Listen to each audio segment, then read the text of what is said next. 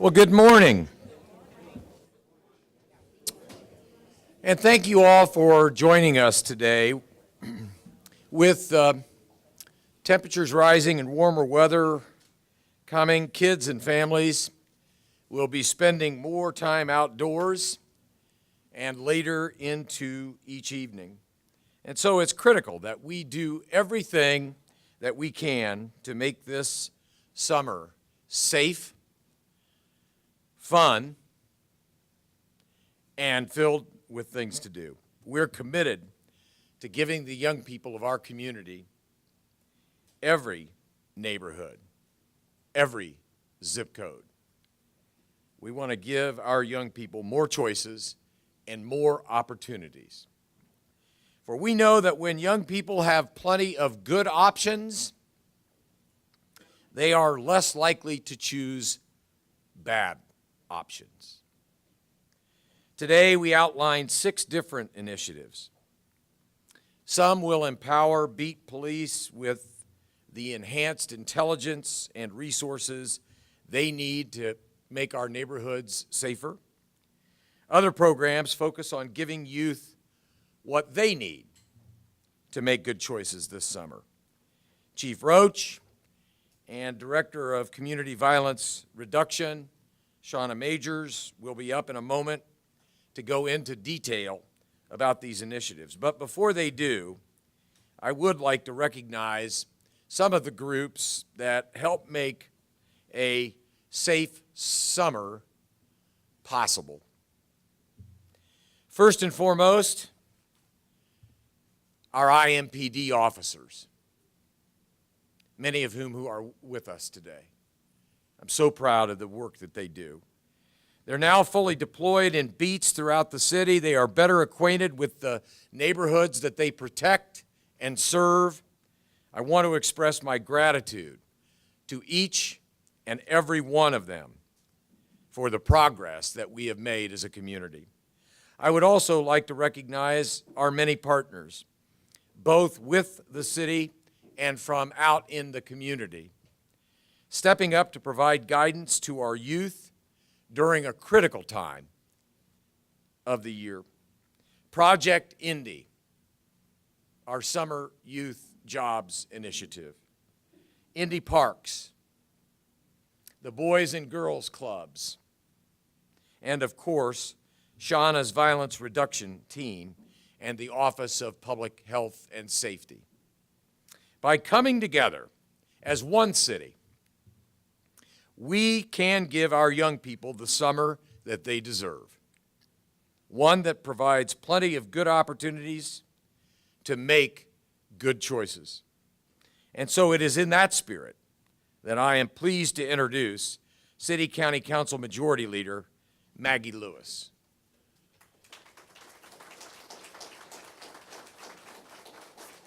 Who, by the way, also happens to be the eminent supreme poobah of the Boys and Girls Clubs. Thanks, Maggie. Thank you. Good morning. Good morning. Again, my name is Maggie Lewis, and I have the honor and privilege of serving as the CEO of the Boys and Girls Clubs of Indianapolis. The Boys and Girls Clubs have been around for 126 years in this community. We serve over 7,000 kids each and every year. In the summer alone, we'll serve close to 1,500 youth. We are so grateful for Mayor Joe's leadership, Chief Roach's leadership, and our partnership with the City of Indianapolis. Because of their support and their guidance, we know that our youth will have a safe, fun-filled summer. Thank you.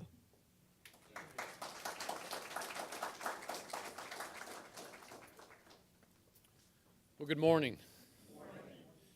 So as we, on the police department, started thinking about the summer and how do you prepare for that, historically we see a rise in a little bit of everything, and how do we impact that? And so as we're going through that, typically police think of police initiatives and things that we can do with the tools in our toolbox. But our minds also went to that connection. We've spoke about it for 2.5 years, that connection with the community and how much we need. And so I think throughout the day you will see kind of a plea not the day, we're not going to keep you here all day, but throughout the next 15 or 20 minutes, you're going to hear a plea for more assistance. There are so many, you just heard from the Boys and Girls Club. There are so many groups that are doing so many great things. But during that discussion and during that thought process, I got a letter from a 9-year-old boy, soon to be a 4th grader. He wrote it on May 8th. It takes a while for mail to get to me. So it was probably a couple weeks after that before I got it. And then I quickly responded to Elijah with a small note and a coin that we give out for people who have done outstanding things. So I wanted to read the letter to you and somehow explain to you afterwards how that kind of ties into what we're going to talk about here in the next 20 or 30 minutes. Dear Mr. Roach, hello. One afternoon I was writing on my Google Docs, 9-year-old kid writing on Google Docs, and came up with this poem. My teacher said I should send it to you to give a message to the city of Indianapolis. Why I think it is important for Indianapolis to listen to the message is because love needs to be spread around the city. Have a good day, Mr. Roach. Sincerely, Elijah Boyd. So, out of the mouth of babes, right? And so I wanted to give a moment for Elijah to read his poem and express what a 9-year-old boy thinks the city of Indianapolis needs. And then we'll go through the rest of the presentation, trying to show how we're connecting that. So Elijah has been inspiring. He helped inspire the messages that you'll hear, and so I wanted to give him an opportunity to read his poem. Elijah, you ready?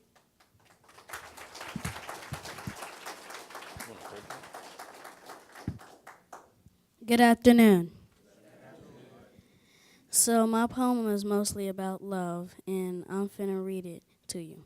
Love is happiness, love is here, love is me, love is you, love is big, love is nice, love is cool.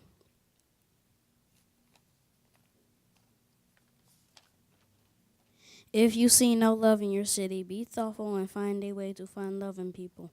No one can stop you from stopping hate in the world. Love, not fear, and hashtag no hate here. Love is good, love is great, everyone needs it, by Elijah Boyd.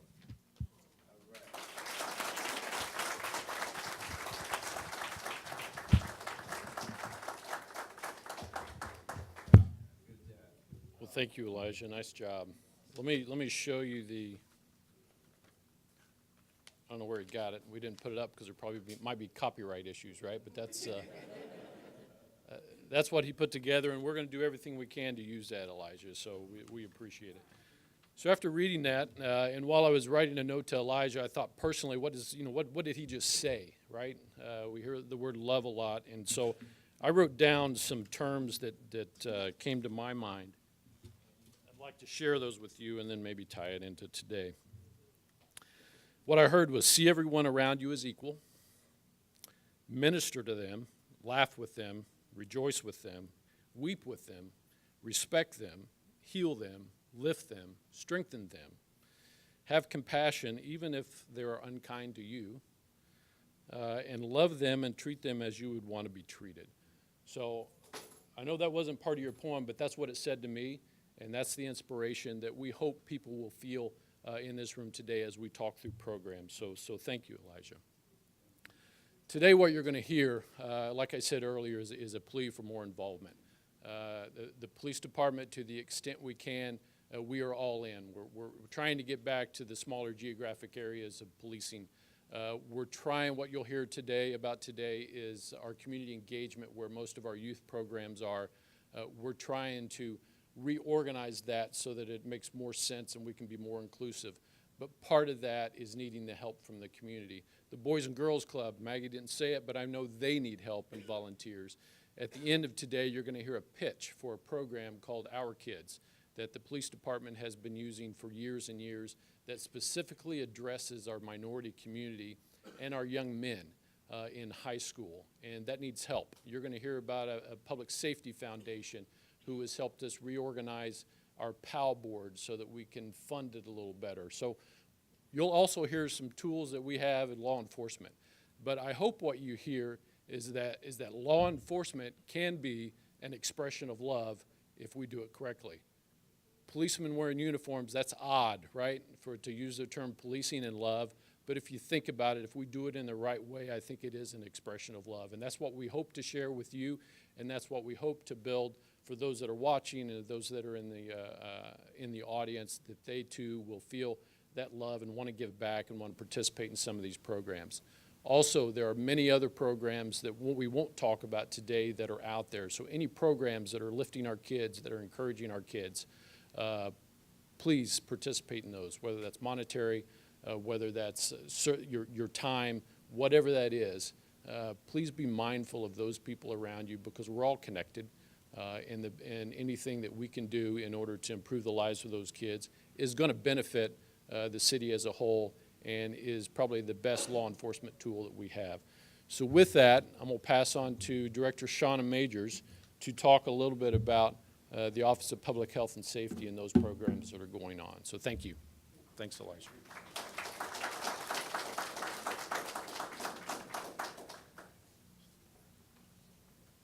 Good morning. How's everybody? It's good to see you all. Who has can you change it? Oh, thank you. So, I'm happy to be here with all of you this morning.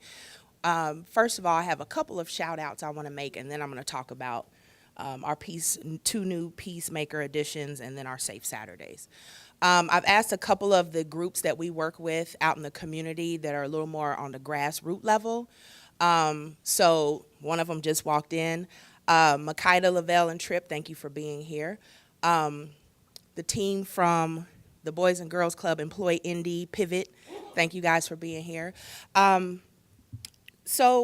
also, Counselor Robinson, I didn't know you would be here today. It's good to see you. So he is the chairperson over the Public Safety Committee for the City County Council. So City County Council, so I just wanted to shout you out as well. Thank you for being here. And I'll have some other people I would like to acknowledge as we go. So we've decided as a team that we would like to introduce two new peacemakers for the city. We have currently 4, and they're all here, and including myself, kind of makes 5. We wanted to kind of create a focus where we are working more intensely with the youth population and the IVRP, which is the Indianapolis Violence Reduction Partnership, and IMPD. We get information from IMPD and the IVRP group that we utilize to formulate our interventions when we do our one-on-one interventions with a lot of the teens and young people. So we wanted to boost that effort and allow us to be able to spread out a little bit more around the city. So that's one of the things that I'm really excited and looking forward to happening with our team. A lot of the work that our current guys and ladies do is we work with a lot of community partnerships, and that's really important to make this all work. You guys know the community, we can't do this by ourselves. So we have Edna Martin is here, I see Voices is here. A lot of these groups focus on young people and meeting them where they're at. They come when they are suspended from school, and they're able to come to these groups and continue working on their school programs while they're expelled, and able to obtain credit recovery for 2 places. I'm looking at them like I said that right? And so that's important as we move into the summer, and you can, thank you. The Safe Saturdays for youth. We are partnering with even more organizations such as Ceasefire, the 10-Point Coalition, and other organizations. We've decided that we'd like to go downtown because downtown is had an increase lately. And so we started a couple weeks ago going down between the hours of 9 p.m. and midnight, where we kind of hit all of the hot spots, thanks to Commander Burton and his team for letting us know what those are. And it's mostly the mall after it closes, the Steak and Shake right across, the canal, and the bus depot station. And so we have committed to having ourselves out there, and so we're looking for volunteers as always, as well as everyone else in the room. I know Boys and Girls Club has agreed on the far east side to keep their center open until 11 p.m. on Fridays, and so I'm super excited about that. Speaking of which, Indy Parks has also agreed to allow us to come in and keep some of their centers open. We've identified about 5, and we're finalizing everything on Friday. So I'll have a list for you after that point. But we really want to have extended hours to some of those community centers to allow kids to have a safe place to be, where we're not trying to police their activity, but just encourage them to make good decisions. Another program I want to shout out is there's a wonderful partnership that has occurred between Before You Fall and Alfonso Bailey, he's here, where he's teaching boxing, conflict resolution, and that's a great summer program that we're looking forward to as well. So I know there's a lot of summer programs, and I haven't done any justice because there's a long list of them, but I just wanted to shout out specifically the ones that came in today. So thank you all for the work you're doing currently and for the summer. We also just, if there's anyone that has a sphere of influence with any schools, any community centers that want to join us in staying open later, we welcome you. We need you. We would love you forever for that. And my team, they're excited because now they get to spend their whole weekends. And I told them, I said, maybe we can talk about giving you a little time during the week to see your family. But we are definitely committed to being here and going hard and working with all of you. So I think that's everything I wanted to talk about. And so I appreciate your time and happy summer.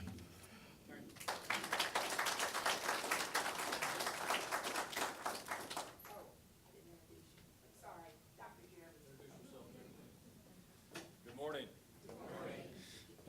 I'm Jeremy Carter. I'm a professor in the O'Neill School of Public and Environmental Affairs at IUPUI. Kind of wish I brought a business card for this young man. Come see me in 9 years. I'm here today to talk about, Chief Roach and the mayor talked about tools to bring to the community this summer. We'll be launching a program on Monday, June 10th. To introduce one of these new tools. I'm here to give you some background and kind of a 50,000-foot overview of this tool. So with the support of the mayor and the chief, we were able to go for a National Science Foundation grant. National Science Foundation is the preeminent federal research entity in the country. They gave us some resources to develop and deliver a data application for IMPD. The idea is based in a number of several empirical realities. One, we know that risk victimization, that is someone's experienced crime, is not equal across all of our communities. We know that there's an intersection between crime, drugs, mental health, access to services. Those things in our society, they are all interrelated. Unfortunately, the data that explains those things is kept in different places, and it is difficult and very time-intensive and manual to integrate into kind of a single source tool for the police department. So what this project sought to do is to harness what we know are those empirical realities and that we see in society, put data behind them from different sources and put them into an easy-to-use application. So essentially what this program does is it maps and uses some fancy math to figure out where are the places in the city where crime, drug overdoses, suicide attempts, vehicle crashes, a whole host of different things that our community can experience. How can we best anticipate where those places will be in the city at any given time? And then that provides a tool for the officers to utilize and be more present, be more proactive in those places. All right. This is an example of kind of what the application looks like and how it works. In short, the officers will use their mobile data terminals in their vehicles. They will use this application. What it does is they pick the beat they're working, and that application will basically tell them these are the places of highest interest for us because we believe these are the places where harm, and again, I kind of define harm as all these things we might experience as a community might occur. And we can position these officers to do a few things. One, we're trying to optimize problem-solving skills among our officers. All right? To be clear, we're not going in here to enforce, to arrest, to do those things. We're trying to put our officers in a place where they can talk to community members, work through problems, identify problems, build relationships, so on and so forth. 2, we're trying to optimize service delivery. Officers will be carrying handouts, there's down bottom right-hand corner here, that provide people, if you have these sets of problems you're dealing with, here's where you can contact to get help. The second is we're trying to bring awareness about what do we mean by this data-driven strategy. There's a lot of misconceptions out there about why the police are here, why they're doing certain things, what's the evidence behind this. And so the officers will also be distributing this handout that's in the top right-hand corner that conveys to people the risks levels that are involved in some of these places. The reality is, in certain places in the city, your likelihood of being robbed, your likelihood of experiencing something related to drugs, your likelihood of your car being broken into is astronomically higher than it is in the average place in the city. We want to try and position IMPD and the officers in the community to be in those places where that demand is highest. The officers, again, will be using the system to guide their efforts, to guide their proactive patrols, to put them in the places where the community needs them most. I can answer any questions you may have after that, but that's simply the overview. This program will run essentially for about 100 days throughout the duration of the summer. We'll be doing an evaluation of it. It's again, a university program. It's gone through all the research, reviews, and protocols. IMPD is simply partnering with us to experiment with this new application. Thank you.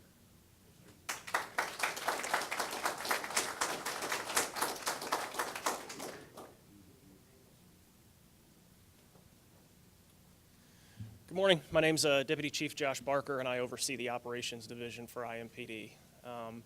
My portion is going to be very brief, but before I get started with what's on my slide, I would like to follow up to a couple things that Dr. Carter mentioned, because his study mostly affects the Operations Division, and that's the women and men who are running the beats every day in our neighborhoods. The enforcement strategies that we usually employ, we're not tweaking that very much. Our men and women are very ingrained. Their philosophy has shifted to right where we want them to be with the beat policing mentality and that philosophy of getting out of your car and putting a face with your police department. You know, at almost 1,700 members now, that makes us the biggest agency in the state. But that doesn't make us so big that your neighborhood that you work in and work with shouldn't know who you are when you're there, what you're doing, and how they can get a hold of you to help solve some of the problems in the neighborhood. I think that the Harm Spot Policing Project represents kind of the next logical shift in what our capability looks like to engage the community in that fashion. We will still be taking enforcement actions as necessary. Like I said, nothing changes with that. We will look at, you know, the data that's coming in that's identifying where those traditional hotspots are, where the violent crime is, you know, where we're seeing things trend up and trend down, and we will adjust our deployments responsibly to make sure that we are keeping the community as safe as possible. The beauty of the Harm Spot model, and why I think we're so excited to participate in this study, is because that takes us beyond the traditional enforcement scheme, and it lets us better understand with more pinpoint accuracy where some of those social disorder issues are most likely to arise. I think that what we have to focus on with the Harm Spot initiative versus traditional hotspot initiatives is the Harm Spot looks at the opportunity for victimization. It does not identify individuals, it does not identify behavior, it does not identify pre-existing issues that are driving the crime and the law breakers.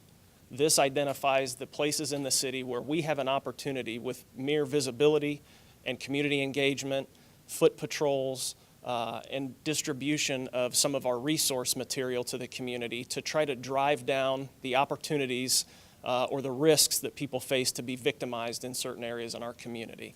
That is right in line with the beat policing initiative we've had so far.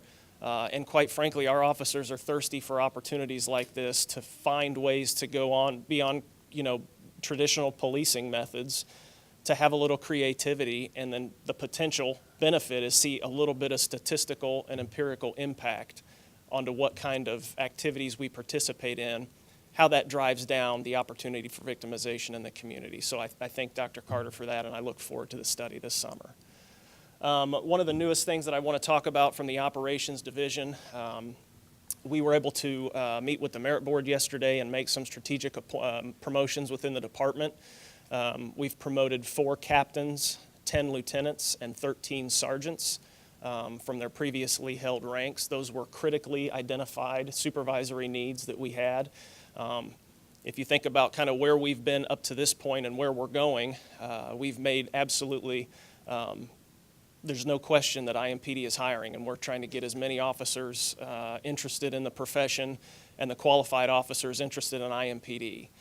A big component to that is responsibly policing that new police force. And so we've identified critical needs with the promotions that were made yesterday by the merit board to help balance the influx of new officers that are coming into our beats and on our department.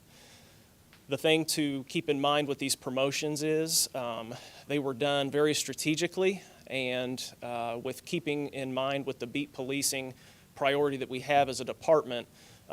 Those promotions only took a handful of beat cars off the street. So the promotions, they represent critical needs within the department with an almost non-existent impact on the current beat policing model. That beat policing model and any interruption to service with those officers being promoted will be short-lived.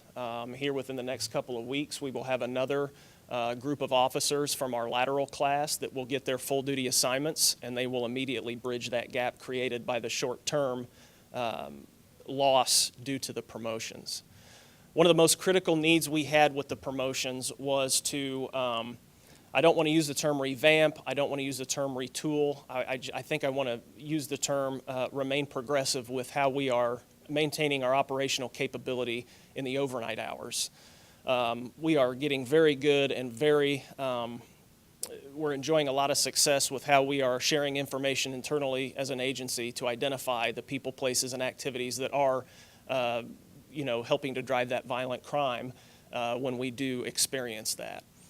It's easier to get that done during the day because there's a lot of people at work, everybody's answering their emails, the phone calls are getting picked up. Where there's room for improvement, we've done a good job so far, but where there's room for improvement is to how do we extend that capability into the overnight hours, because crime doesn't know a day shift or a middle shift or a late shift, right? Criminals don't recognize, hey guys, it's 10 o'clock, we better shut it down. Under the direction of Major Steve Turner, we will be moving forward with how the overnight night watch program moves forward from here. With the promotion of those 4 captains, 2 of those captains will be going to the operations division, and they will be working in the overnight hours. They will join 3 existing captains who will also be shifted back to 5 of our 6 patrol districts. That will be north, east, southeast, southwest, and northwest. Those patrol captains, while they will have administrative function and they will report to their respective district commanders, during those late night hours, that chain of command will shift slightly, and they will report to the overnight night watch commander under Major Steve Turner.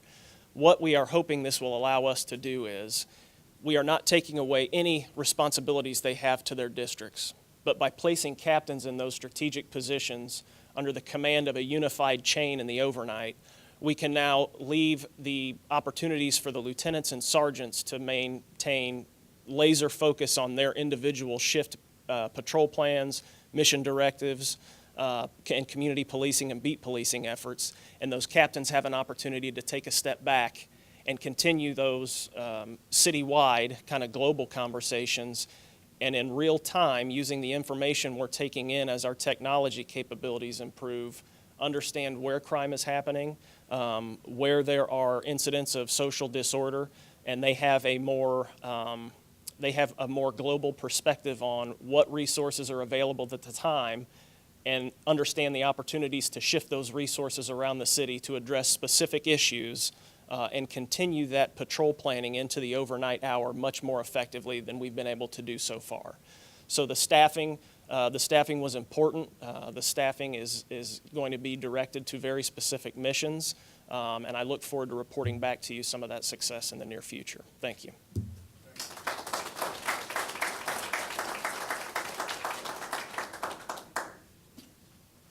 Well, we're almost to the end. I know we're happy about that. So, as a part of a new and innovative crime-fighting effort in 1941, Officer Forrest Higgs started the Indy POW Club. If I did my math right, Chief, that's what, about 70? Yeah, long time ago, 78 years ago, I think. This new and innovative partnership consisted of the Indianapolis Police and Indianapolis Parks Department and was underwritten by the Kwanzaa Club. By 1947, Indianapolis had 9 POW clubs, and it is believed that these clubs had an annual participation of 5,000 youth ages 6 to 18. By 1963, there were 13 POW clubs serving approximately 10,000 regular members, and monthly attendance at each center is thought to have exceeded 30,000. As we think of the rich history of our Indianapolis POW, we must rethink how we are impacting the lives of our city's youth today. With strategic and visionary leadership, reinforced partnerships, and stabilized funding via the Indy Public Safety Foundation, we are revisioning how we see and invest in today's youth. Our current structure of the Youth Services and Police Athletic League, POW, as we know it, will be folded under the umbrella of the new Police Athletic and Activities League, powered by the Indy Public Safety Foundation, to enhance and increase new investments in our youth. The newly formed Police Athletic Activities League will establish an advisory board to leverage new and existing partnerships and funding opportunities. In order to build on an even stronger brand with a focus on youth engagement, prevention, and advocacy, Chief Roach is assigning a newly promoted captain, Captain Brownie Coleman, to oversee the day-to-day operations of the Community Engagement Office. Captain Coleman is no stranger to our city, having served over 40 years as a police officer, supervisor, mentor, and stabilizing force in our community. And for those that know Captain Coleman, he's been doing that for 40 years, talking for 40 years. Oh, 44. I said over 40.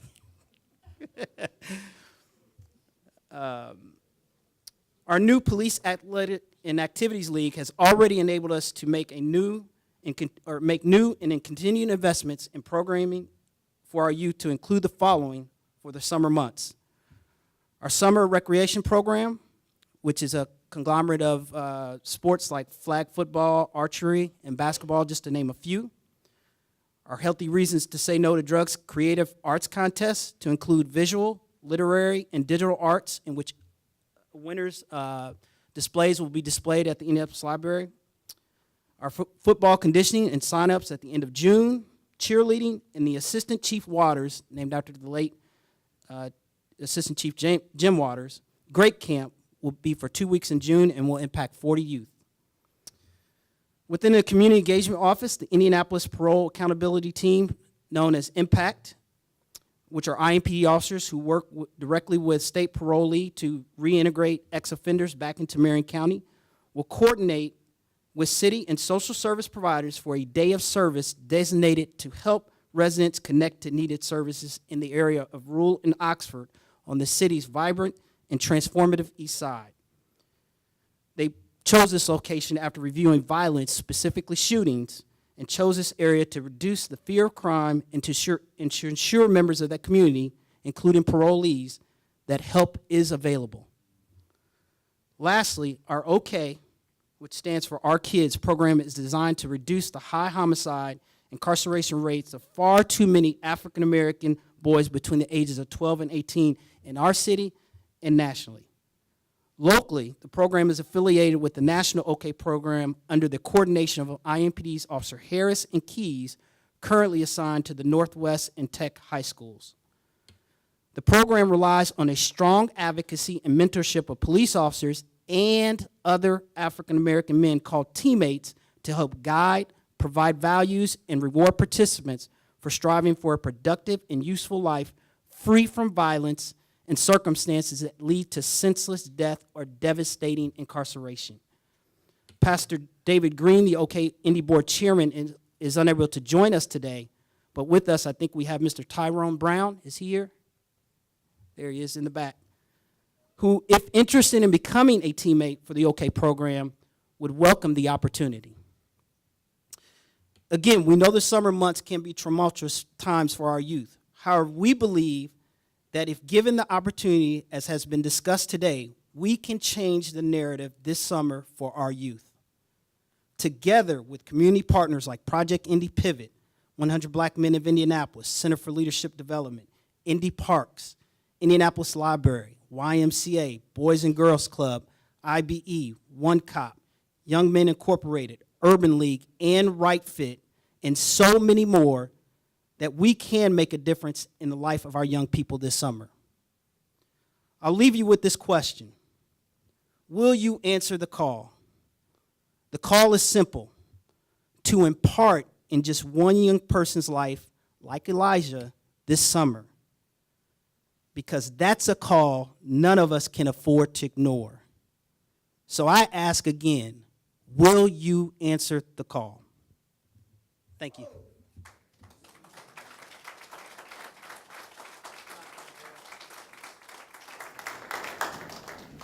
Well, that's the end of the presentation. We'll ask questions, and if anybody who did the presentation wants to come up, and if you want to direct your questions to me or the mayor or whoever, we appreciate it. Any questions? Yes, ma'am. Dr. I didn't get your last name. No, Carter. Dr. Carter, how would that data be available to the community organizations for the harm areas for us to increase what we need to help bring some of those crimes down in the specific areas that we are working in? Absolutely. So following the experimental trial, which again will end in September, the idea is to take the application and modify it to create essentially a number of different dashboards.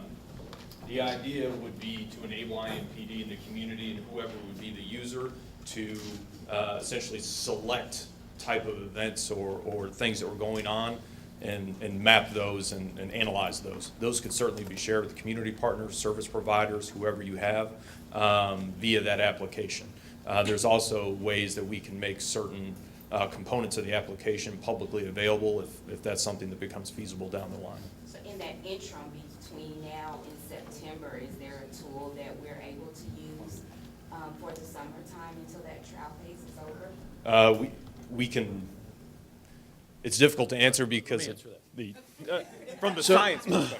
So we had this discussion yesterday in my office, because I think that's the natural thing, right? Well, where are these spots and what can we do to help, right? Because that's what we're sitting here asking you to do.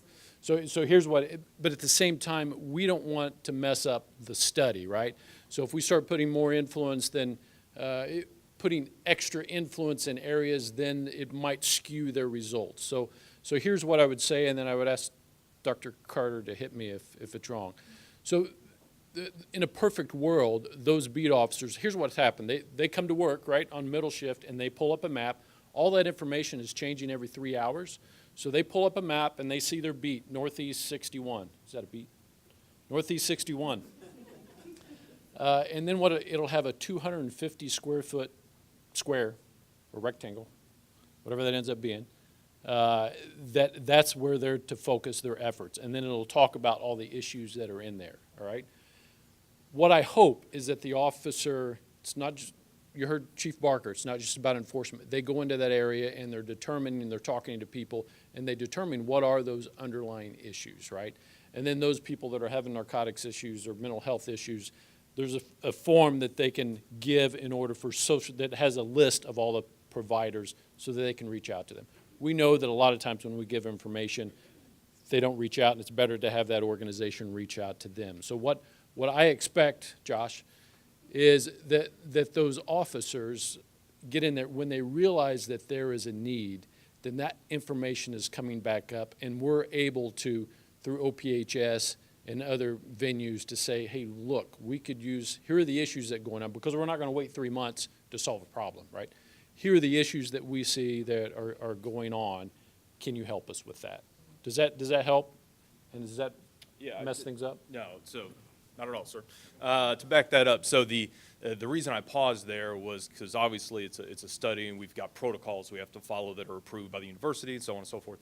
And what we're trying to isolate is how can a police department do this approach and how beneficial can it be? Having said that, again, we're trying to maximize and optimize police problem solving. So the police can use that application, go to these communities and these places and problem solve from there. And if that involves bringing in this community group, if that involves bringing in this service provider, 100%, that's what we're after. The pause I had was on allowing other organizations during the trial to use the application. Yes, ma'am. The application operates on every IMPD patrol beat. So the entire city will use it, and officers will take proactive runs when they have time during their calls for service. They will take a proactive run within the area. Yes, sir. Chief, when you put all these facets together, how does this summer violence reduction plan differ from the other plans that have been used year after year after year? So we're trying to bring everybody together. I know that, and we're trying to make a concerted effort in doing it, and we're trying to get everybody focused on the same issues in the same places in the same people that we as a police department are focused on. For several months now, we have been reaching out to OPHS specifically about juveniles that we find involved in our violent crime and sharing that information with them, which didn't occur.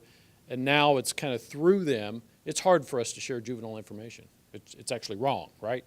But it's through them, giving them limited information, and then them going and looking at families and juveniles and identifying issues, then they can reach out to the service providers and provide those services. So it's trying to be more strategic about it. The night watch last year that Josh talked about it just wasn't where it needs to be, and I think we've fixed that for this summer. So I think that's a change. The other thing that I would say is that it's not just about our law enforcement initiatives, and we're really trying to take a step back and use those tools on specific people that are involved in serial violence, and in hopes of doing a little more preventive work by involving the community. I think if you've been around a while, what Jeremy just presented, I think you may make a connection to our social disorder index that was done, I think, in 2015. What they've done is they can now pull all that information that we used in 2015 and some information that we didn't use, more social information. We just used crime to identify some of the underlying issues. But there's education behind it. There is an argument for why we're in these places better than what we created. We gave random numbers to homicide. We said that was worth 5 points. We said, crimes, gambling and things like that, we gave 1 point. But there was really no way for me to articulate what those points meant and how I derived those. So using a professional rather than a policeman, I think it's becoming more focused, and it's also getting to the underlying issues. Back then, we used that as an area to apply more enforcement.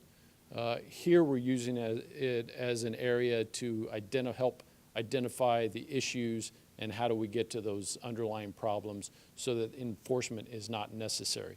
And I couldn't have made this argument back in 2015 when we created that, but this is not demographic specific. If you look at all the sites, there's one in every beat, and the demographics mirror Marion County. So we're not focusing on people.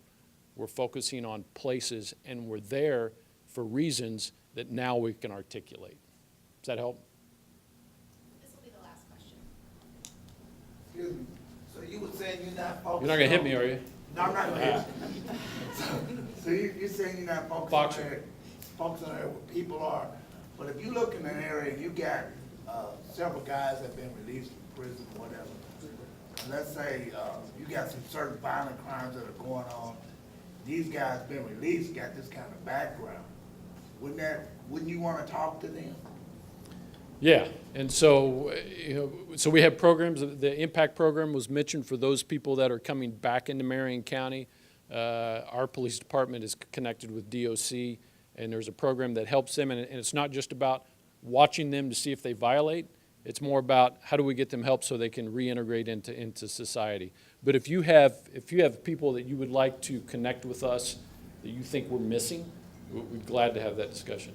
See, back in the day, when I was on the other side of the law, thank God I'm delivered.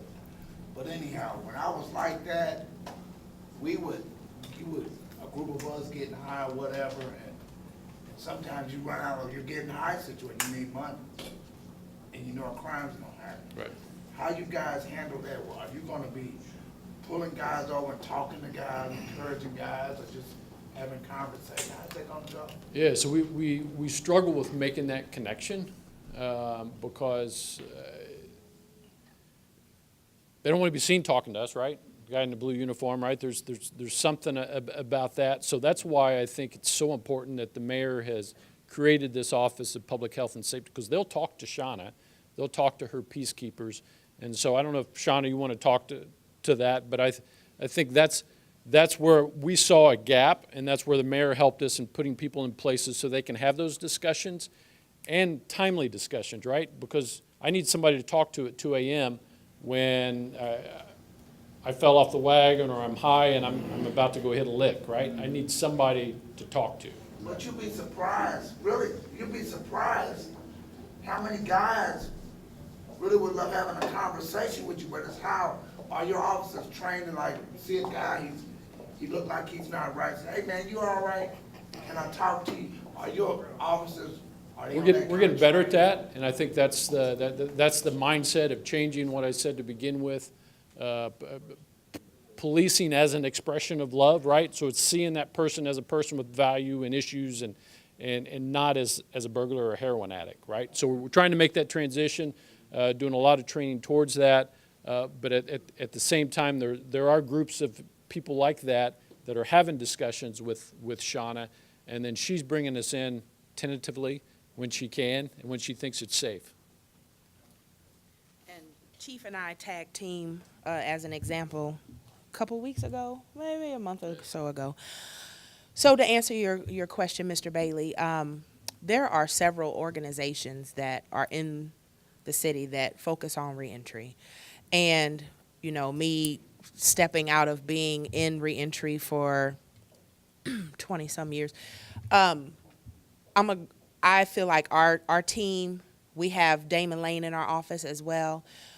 We do a really good job of outreach. We try to get out and give information to people as they're before they get released and come home, so that they have some idea of where to go to get some help. I know that we've been working with IMPD to create some resource referral lists for the officers, especially the ones that are working after hours, to be able to make some of those connections. And, MCAT is out and about now. So I think that you'll see some changes in that reentry piece, because I'm a passionate advocate of reentry. And again, there's several organizations even here right now today that really are great and helpful at reaching out and helping that population. So I think another thing, one last thing, to answer your question, is important is a peer network. To have peers that have walked your walk, that you can relate to, that can better help. You might listen to them a little more than you might listen to the chief, right? So I think especially you and your organization and some of the other organizations that have gone through that transition, and one of my team members has as well, it's important to create a peer network. So I would like to see more of that happening amongst the community members that can embrace and when they're in that in-between gap where an organization might be closed or something, that those peers can step in to create some of that welcome and that help as well. I hope that answers your question. Don't come back to Chief though. Chief, really? Back in the day, I remember in the '70s, there was an officer, I loved him, Officer Myers. He was a black officer back in the '70s, over there. Bubba? Huh? Bubba Myers? Yeah, over there near 30th and Broadway. This guy was so cool. We would be playing ball on 29th Street of Park shooting ball. He would talk to us. And you don't see that work where cops come up and kick it with you. So we're seeing more. Yeah. Right? And that's, as we get back to youth policing, we are seeing that. And, if you follow us on social media, we take every opportunity that we can. We just had 2 officers on the Southwest District that go in to get some candy or a drink. There's some kids that come in at the same time, they're buying candy. We start a conversation pretty soon. My officers in uniform on a hot day are playing basketball with those kids. 'Cause they called them out, right? I can beat you. Yeah. Officers said, no, you can't. Glory. So they play. So it's happening, and the more, you know, the council and the mayor support us in getting those numbers larger, the smaller those areas of responsibility can be, and the more interaction that you'll see. And I would just add one more thing to what the chief just said about that. I think that it's important for us to also approach the police and not wait for them to approach us. Especially when I'm downtown doing the Safe Saturday nights, every beat officer I run into, I go up and I introduce myself and have a dialogue. So I think it has to be a two-way street too. And some of it is unlearning learned behaviors and things and thoughts that we think about when we think about, you know, police officer interactions. Like, you don't want to be seen as a snitch, you just got out, whatever like that. So I think with time, as we all learn to think differently and love differently with each other as we're in the community, those things will start changing even more.